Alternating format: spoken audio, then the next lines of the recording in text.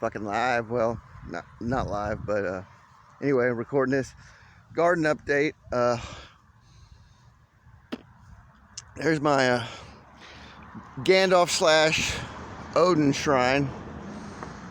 I believe it's meant to be Odin, but I turned him into Gandalf with a palantir there, a light palantir at that. It's not the dark one in the movies, but it's the best I could find at Hobby Lobby when I was looking for something. He originally was a water fountain. Water came out right there where his hand is holding the ball, the palantir, and then he had a base that was had runes around it, and it was real thin and oval, and it broke apart because we had him in a tub over there in the middle of the flower patch, in the middle of the backyard, and it broke apart, so I had to make a cement foundation for him and covered up his feet. But anyway, nobody's able to carry him off now. So, and he's got a little dragon baby, and I got a little light there at night. I need to get a new one though. They're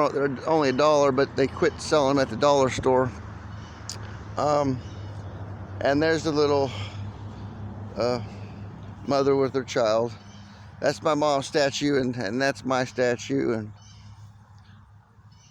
Nick wants to put a train car out here, but anyway, that is, I believe, a lemon or a lime tree that we got growing there. And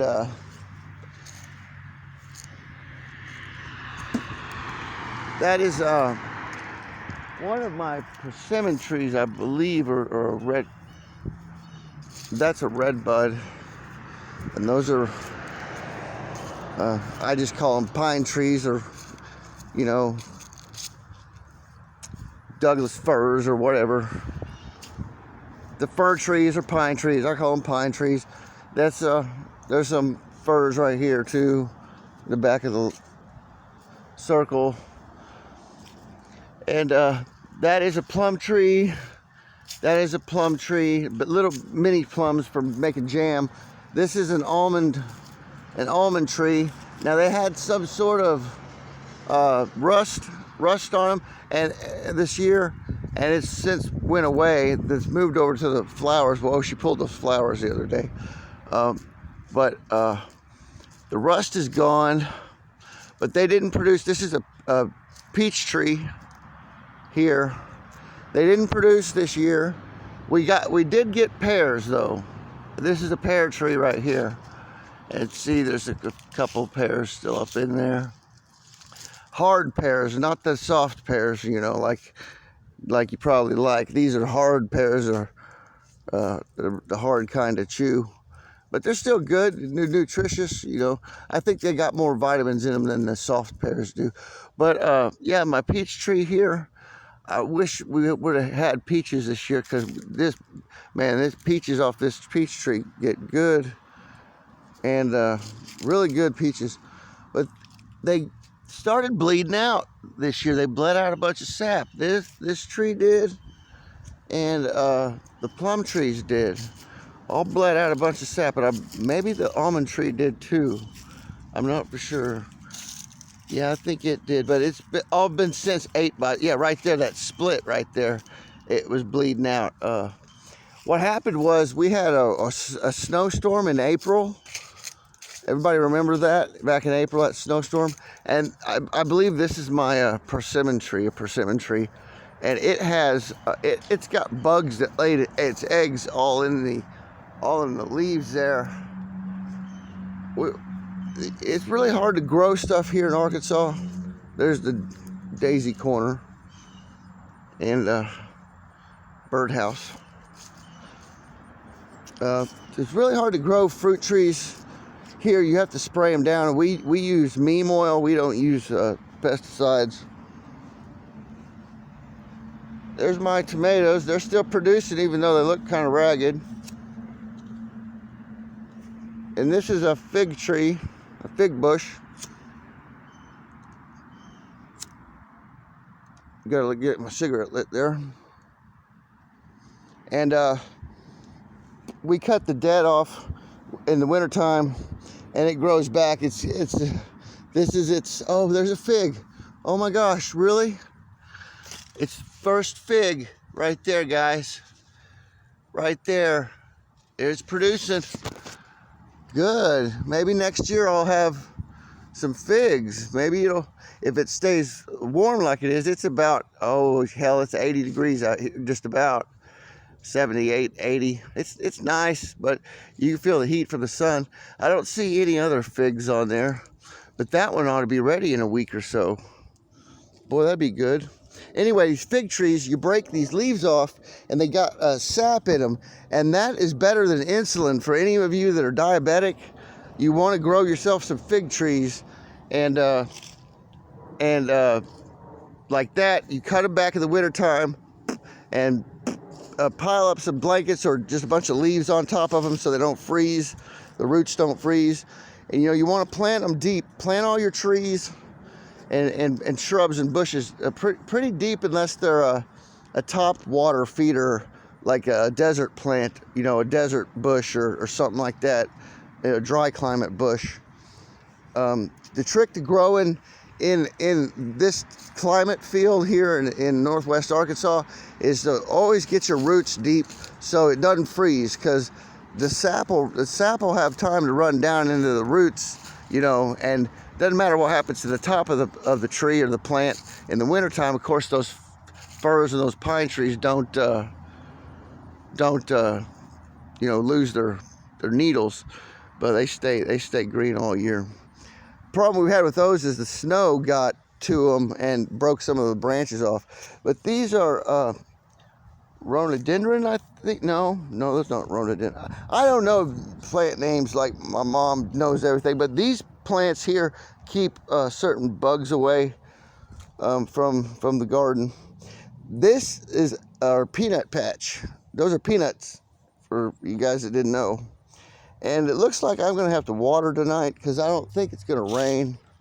But we did have out here was our squash and squash plants, and there's some still left, some melon squash. A couple of them left out here and still growing. But we got some big delicata squash, giant ones this year. And there's some tomatoes ready to. That one looks nice and scrumptious. I'm gonna eat that.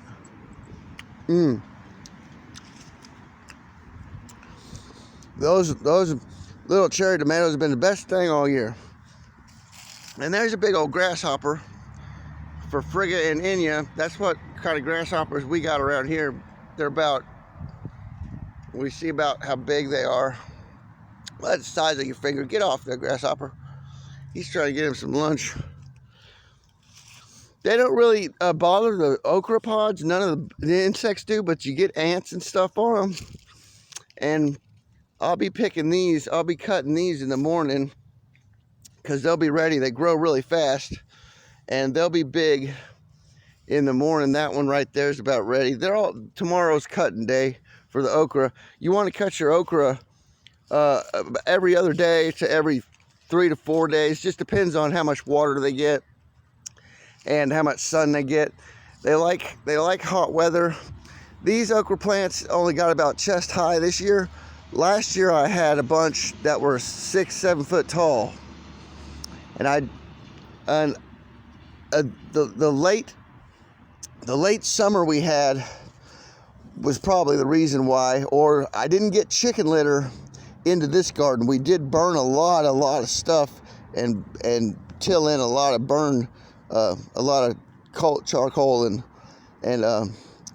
carbon, you know, into here, potash, you know, and so that's really all the fertilizer we got. And then we spot fertilized when we planted with some blood meal and some other fertilizer, flowering plant fertilizers and stuff, just a little bit, you know, not anything heavy. We don't use the heavy chemical fertilizers a lot or anything.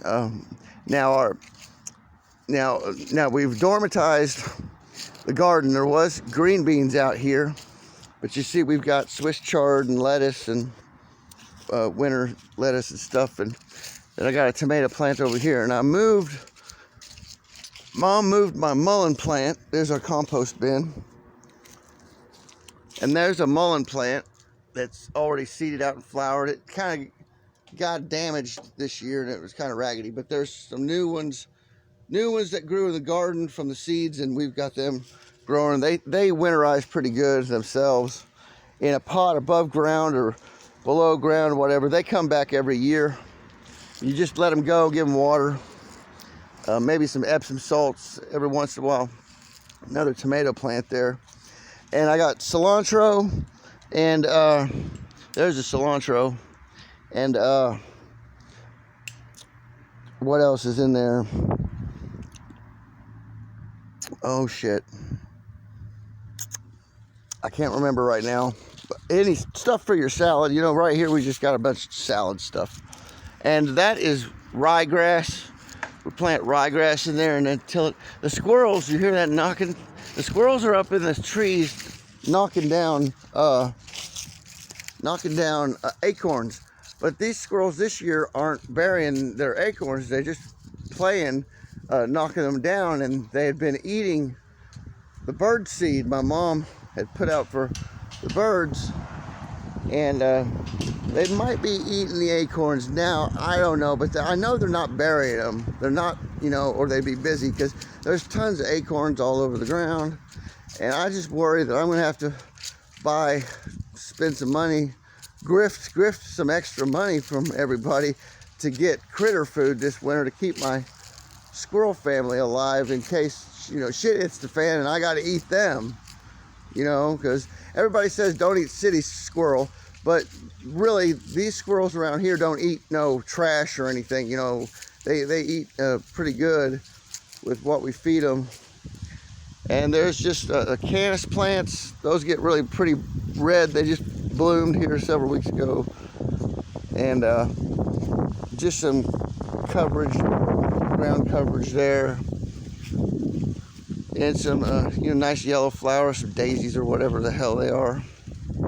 Mom's flowers. And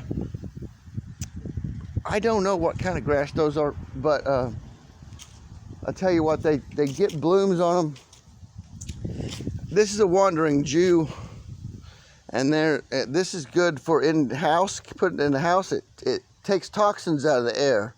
So if you get breathing sickness, you know, like the COVID or whatever, you could put one of these wandering Jews next to your bed, and you just break off a little pinch, and they'll grow out in a can of water or whatever, or wherever you put them, and they just spread everywhere.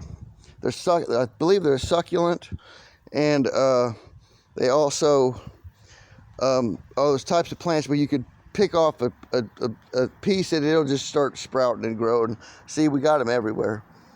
And this is a lemon or lime plant, I'm not for sure, but this is a lemon tree. And rosebush, it hadn't been doing so well past several years. It's always got some sort of rust on it, but those grass-like plants, they flower like that.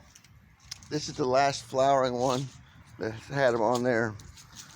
I got some more flowers there. Those are nice pretty ones. Now, some of you ladies and guys might know what all this stuff's called, and I really don't care. I just take care of the soil and water them and shit, you know, sometimes when my mom's not able to. And those are, everybody knows what those are. Variegated, gosh, I can't think of shit today. I did my mind works in the morning, and you know, during the afternoon I'm usually taking a nap. But isn't that pretty? Those are really nice violet. They glow, and they really do glow like that. They're pretty amazing.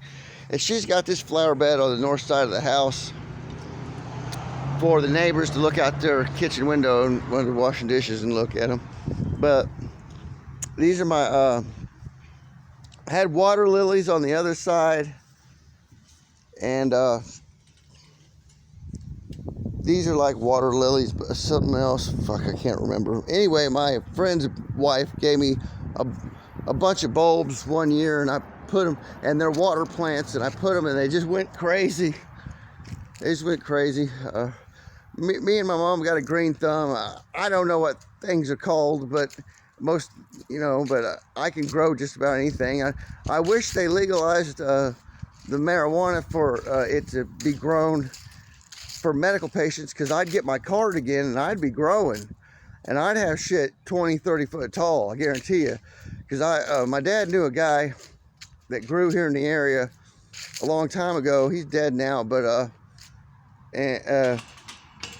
we'd go out and see his plants sometimes, and they were sticking up over the top of the house. That's how big marijuana will get if you let it, or if you know what you're doing. A lot of people. There's my old truck.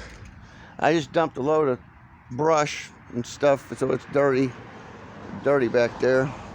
My old 95 Chevy. I ain't getting rid of it or anything. It don't go very, very far anymore. Some frogs. The old wagon wheels fell off the wagon, and that's where we built the house. Got a gnome and some turtles, a gnome and a frog, and my smoking benches. And we're fixing to get rid of this old tree. I don't know if you guys seen my short saying goodbye to my old tree. But the squirrel's got a nest up there, and we're fixing to have to evict them, because we're taking this tree out when the tree guy gets ready. There was a flower bed around it. We took it out. That's what I had to go dump. And these bushes get really, really nice blooms on them during blooming time, but they're getting ready to go into winter, and that's the garden update. Got a bird feeder here.